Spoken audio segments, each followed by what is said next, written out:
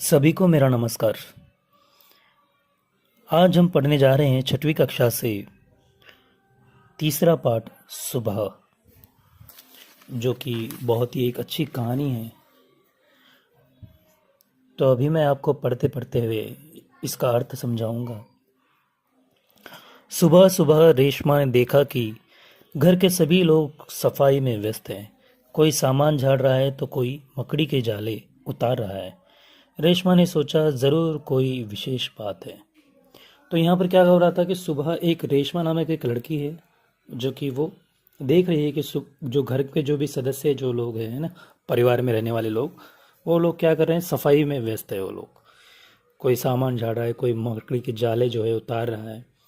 तो रेशमा जो है, जो लड़की है, उसने भी सोचा कि मैं भी कुछ करती हूँ, है ना, मैं भी कुछ काम करती हूँ। माँ आज क्या है? रेशमा ने उत्सुकता से पूछा। बिटिया, त्योहार का दिन है, पहले से ही साफ सफाई हो जाए तो अच्छी तरह त्योहारों का आनंद ले पाएंगे।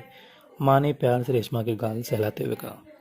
तो जब रेशमा जो है अपने माँ से पूछती है कि माँ आज सफाई कर रहे हैं सभी लोग, और सभी लोग जो है जाले उतार रहे हैं मकड़ी के, है ना, बहुत सारे काम कर रहे हैं, तो आज ऐसा क्या है, आज ऐसा खास क्या चीज़ है कि जो इतने लोग काम कर रहे हैं घर के सभी लोग। तो वहाँ पर माँ जो है बहुत प्यार से समझाते हुए बोलती है कि बेटा त्योहार के दिन है, मतलब त्योहार आ रहे हैं ना, कुछ ही दिन में त्योहार आ रहे हैं, तो उसके लिए क्या हो जाएगा, अगर हम साफ सफाई पहले से ही कर देंगे तो जो है हम लोग त्योहार का आनंद ले पाएंगे। पर माँ, आपने तो मुझे कोई काम सौंपा ही नहीं, मैं क्या करूँ बताऊँ। तो रेशमा जो है अपनी माँ से बोल रही है कि मुझे कोई तो काम नहीं सौंपा है, तो मुझे भी कोई काम दो, मैं भी करूँगी। चलो पहले नहा धोकर तैयार हो जाओ, फिर बताऊंगी तुम्हें कुछ काम। रेशमा ने अपनी पहिए वाली कुर्सी को धीरे धकेला और अपने दैनिक कार्य में लग गई। तो माँ ने कहा कि पहले आप तैयार हो जाओ, और वो रेशमा जो पहिए वाली कुर्सी यानी कि होती है ना, व्हील चेयर होती है, उस पर बैठकर वो धीरे धीरे से चले जाती है सामने। ठीक है। रेशमा जब 5 साल की थी तभी उसके दोनों पैर काम नहीं करते थे। उसे बहुत तेज बुखार हुआ और घुटनों के से नीचे दोनों पांव एकदम बेजान हो गए। बहुत इलाज किया, पर रेशमा के पाँव में जान नहीं है। उसे पोलियो हो गया था। रेशमा बहुत हिम्मत वाली लड़की है। शुरू शुरू में उसे ज़रूर दूसरों की सहायता लेनी पड़ी, परंतु अब 11 साल की उम्र में वह सारे काम स्वयं करती थी। वह परिवार में अपने किसी काम के लिए निर्भर नहीं रहना चाहती थी। परिवार के सभी सदस्य उसे बहुत प्यार करते थे। वह सबकी आंखों का तारा थी। जो रेशमा जो थी, वो बचपन में बीमार होने के कारण उसको जो है पोलियो हो गया था, जिसकी वजह से वो चल नहीं पाती थी। लेकिन भले ही वो बचपन में सहायता लेती थी दूसरों से, है ना, लेकिन जो है बाद में जो है जैसे जैसे वो बड़ी होती गई, जैसे जैसे उसकी उम्र बढ़ती गई, वैसे वैसे वो अपने काम खुद करने लगी। माँ ने रसोई में सारे बर्तन, डिब्बे, बोतलें नीचे उतार कर साफ कर दिए थे। अब उन्हें वापस तरीके से लगाना था। उन्होंने रेशमा को आवाज़ दी, रेशु, अगर तुमने नाश्ता कर लिया हो तो काम में मेरा हाथ बटा दो। हाँ माँ, मैंने नाश्ता कर लिया है। दूध मेवे वाला दलिया बहुत अच्छा बना है। माँ, मैं हाथ धोकर अभी आती हूँ। रेशमा अपनी कुर्सी धकेलते हुए रसोई घर में पहुंची। तो रसोई घर में जो है, जो डिब्बे होते हैं उसको लेबल लगाकर वो अपनी माँ की जो है सहायता कर रही थी। ठीक है। फिर रेशमा माँ को बर्तन डिब्बों पर लेबल लगा लगा कर पकड़ाती गई और माँ उन्हें व्यवस्थित ढंग से सजाती गई। रसोई घर फिर से चमचमाने लगा। पिताजी दफ्तर चले गए थे। माँ को लड्डू बनाने के लिए कुछ ज़रूरी सामान चाहिए था। गोलू तो अभी 5 वर्ष का है। दादाजी दादी जी बहुत बुजुर्ग हैं। अब सामान कौन लाएगा? माँ परेशान थी। रेशमा ने कहा, सामान मैं ले आऊँगी, बस आप मुझे सामान की लिस्ट और एक थैला दे दीजिए। तो जब घर के सारे सदस्य जो है वो जो है बाहर चले गए थे, जैसे कि उनके पिताजी जो है वो दफ्तर चले गए थे, यानी ऑफिस चले गए थे, और माँ को वो लड्डू बनाना था। और जो भाई था उसका, गोलू, वो छोटा था, अभी 5 वर्ष का ही था उसको, और जो दादा दादी थे वो बुजुर्ग थे, उन लोगों को तो बाजार नहीं बेच सकते, इसलिए रेशमा ने कहा कि मैं ले आऊँगी और मुझे बस लिस्ट दे देना।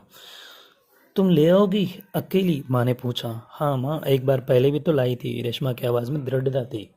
मतलब एक तरह का विश्वास था और एक तरह का मतलब उनको ये पता था कि वो कर लेगी काम।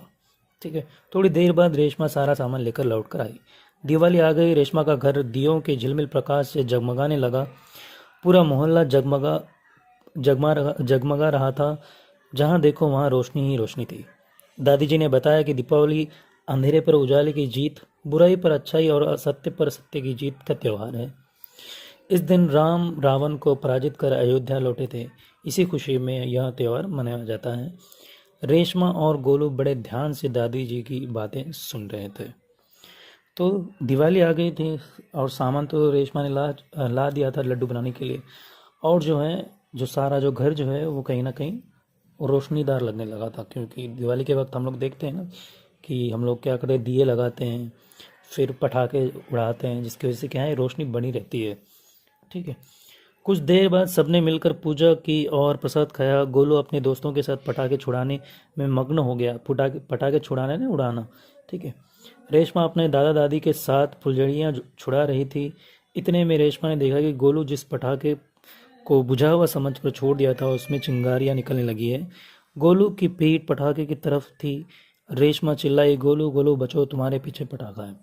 तो क्या हुआ, जब हम लोग देखते हैं कि दिवाली के वक्त जो है ज़्यादातर जो छोटे बच्चे हैं या बड़े लोग भी है वो क्या करते हैं, पटाखे उड़ाते हैं। उसी तरह से जो है त्यौहार का लोभ उठाते हैं, मतलब इंजॉय करते हैं अच्छे से, है ना। तो ऐसे ही पटाखे उड़ाते वक्त तो और रेशमा जो है अपने दादा दादी के साथ फुलझड़ियाँ उड़ाती है। लेकिन जो गोलू जो है अपने दोस्तों के साथ पटाखे उड़ाने लगता है। तो गोलू क्या करता है, एक पटाखे को बुझा हुआ समझकर वो कहीं ना कहीं उसके पास ही ठहर जाता है। तो उसकी बहन जो है रेशमा जो है वो देखती है और उसको लगता है कि गोलू कहीं ना कहीं खतरे में है ना, पटाखा फूट जाएगा तो कहीं ना कहीं उसको चोट लगने की जो है जो संभावना है वो ज़्यादा है। इसलिए वो क्या करती है, गोलू को पुकारती है कि बच्चों तुम्हारे पीछे पटाखा है। पटाखों के शोर में रेशमा की आवाज़ दब गई। बाकी लोग कुछ समझ पाते इससे पहले रेशमा जल्दी जल्दी कुर्सी को धकेलती गोलू के पास जा पहुंची। उसने गोलू को जोरदार धक्का दिया और खुद आगे निकल गई। अपनी कुर्सी की गति के कारण गिरी धड़ाम। जोर का धमाका हुआ। रेशमा की फुर्ती ने गोलू को जलने से बचा लिया। गोलू को कुछ समझ न आया कि उसे धक्का किसने दिया और क्यों। धमाके की आवाज़ सुनकर सभी माता पिता बाहर दौड़ चले आए। तो क्या हुआ कि रेशमा जो है वो कहीं ना कहीं पुकार रही थी कि गोलू बच्चों तुम्हारे पीछे जो है पटाखा है वो फूटने वाला है। लेकिन जो पटाखों की आवाज़ों के कारण क्या है, रेशमा जो है, रेशमा की जो आवाज़ है कहीं ना कहीं दब गई, यानी कि गोलू तक नहीं पहुंच रही थी। तो रेशमा ने क्या किया, अपनी जो व्हील चेयर थी, है ना, पहिए वाली जो कुर्सी थी, उसने उसने क्या किया, तेजी से भागते हुए अपने गोलू को धक्का दे दिया। उससे क्या हुआ, गोलू तो नीचे गिर गया और वो रेशमा जो है अपनी गति संभाल नहीं पाया और वो भी आगे चल के गिर गई। फिर इससे क्या हुआ कि गोलू को कहीं ना कहीं उसने बचा लिया। ठीक है। कुर्सी रेशमा के ऊपर थी और रेशमा नीचे। पिताजी कुर्सी सीधी की और रेशमा को उस पर बिठा दिया। माँ भयभीत थी, बोली कहाँ चोट तो नहीं लगी रेशू। रेशमा ने उन्हें सारी बात बताई। सबने रेशमा की पीठ थपथपाई। गोलू रेशमा के पास आकर नाटकीय ढंग से बोला, दीदी आज तो आपने मेरी जान बचा ली। आपका यह धमाकेदार धक्का मुझे हमेशा याद रहेगा। सभी लोग खिलखिलाकर हंस पड़े। तो यहाँ पर क्या हुआ कि जब गोलू की जब जान बचाई तो सब लोग जो है रेशमा की पीठ थपथपा रहे थे, क्योंकि उसने जो है बहुत ही साहस वाला काम किया था अपने भाई को बचाकर। ठीक है। और जो उसका छोटा भाई है उसको बोलने लगा, मतलब व्यंग ढंग से, नाटकीय ढंग से बोलने लगा कि दीदी आपका जो धमाकेदार धक्का जो है मुझे हमेशा ये याद रहेगा, क्योंकि आपने जो है मेरी जान बचा ली। रेशमा की शारीरिक कमी उसके इरादों से कभी बाधा नहीं बनी। वह आज भी उतनी ही जिंदा दिली है और परिश्रम से अपना जीवन जी रही है। उसकी हर सुबह नई सुबह होती है। वह हर सुबह एक नए काम में नए इरादे से जुड़ जाती है। तो देखो दोस्तों, यहाँ पर जो है कहानी का एक तात्पर्य यही है कि हम जैसे भी हैं, हमें क्या है, हमारे अंदर एक जिद होनी चाहिए एक प्रकार की कि हम अपने सारे काम स्वयं कर सके। और जो है कोई कम नहीं होता है। समय आने पर जो है सबकी जो है जो शैली जो है ना, सबका जो हुनर है वो बाहर ही आता है। ठीक है।